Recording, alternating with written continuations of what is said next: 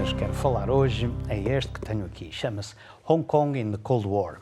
Trata-se de uma coletânea de ensaios académicos coordenada por Priscilla Roberts e John Carroll, dois professores da Universidade de Hong Kong, sobre o papel da ex-colónia britânica durante o período da Guerra Fria.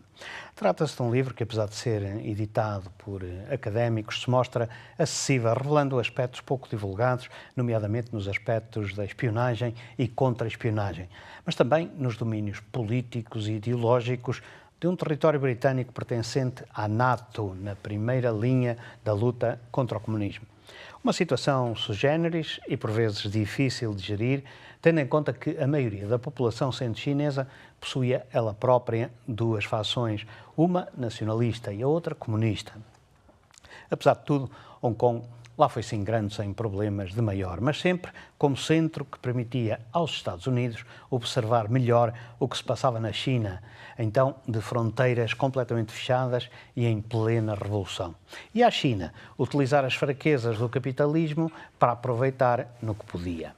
Mas há um aspecto importante aqui que vale a pena revelar. É que, apesar da colónia ser britânica, quem estava mais interessado na sua manutenção era Washington e não Londres. Aliás, a certa altura, em 1951, o governo colonial inglês foi mesmo obrigado a chamar a atenção aos americanos para reduzirem o número de funcionários do consulado, que era obviamente exagerado. É que os funcionários eram 96 e a comunidade não excederia as 1000 pessoas, a comunidade americana. Ou não trabalhavam, ou então dedicavam-se a outras tarefas. A China sabia bem que, de facto, dedicavam-se a outras tarefas, à espionagem, o que levantava receios a Londres de que Pequim tomasse uma atitude drástica, ocupando Hong Kong, ou pelo menos tentando. Nesta conjuntura, os ingleses deixavam que se espalhassem rumores nos ciclos diplomáticos que indicavam que, em caso de invasão de Hong Kong, os americanos estariam prontos a usar o seu poder nuclear, se fosse preciso, para defender a colónia britânica. Mas a situação complicava-se porque os americanos queriam que o governo britânico pedisse a Washington que dissesse oficialmente isso mesmo, o que lhe permitiria, entre outras medidas, colocar forças militares em Hong Kong, nomeadamente meios de escuta e tropas especiais. Mas isto é que os ingleses não queriam.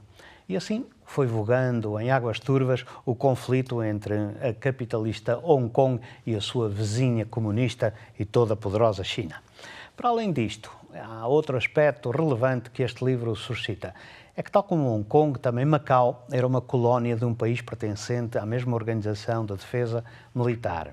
No entanto, a abordagem de Portugal neste âmbito não poderia ser mais distinta. De facto, as autoridades britânicas, enquanto deixavam as correntes nacionalistas atuar livremente na colónia, não deixavam de reprimir os comunistas.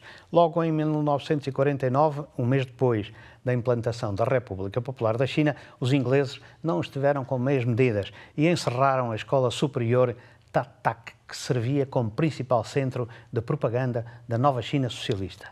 2 anos depois, foi a vez do jornal Ta Kung Po ser levado a tribunal por sedição e condenado ao pagamento de pesadas multas.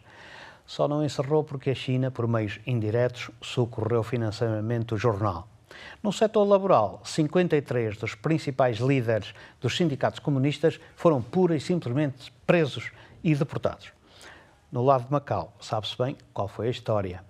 A escola Hong Kong se ingrou imperturbável, tal como o jornal O Moon, e os que acabaram deportados foram os sindicalistas ligados ao Partido Nacionalista e não os comunistas, enviados para Taiwan na sequência dos tumultos do 1, 2, 3, que tiveram lugar em finais de 1966. Interessante este livro e o que é mais importante, muito bem documentado e uma edição de Hong Kong University Press, dada à estampa em 2016. Volto para a semana com mais livros e mais autores.